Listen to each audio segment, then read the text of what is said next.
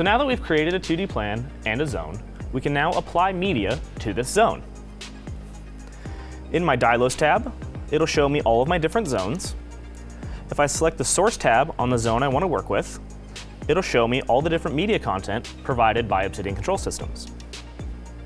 If I select the folder color, I have all the different color media clips I can pick from.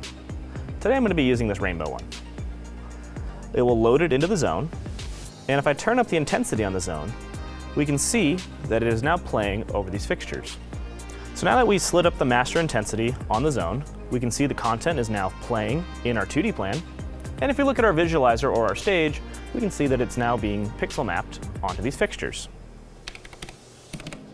If I tilt them out, we'll be able to see that rainbow effect playing over top of them.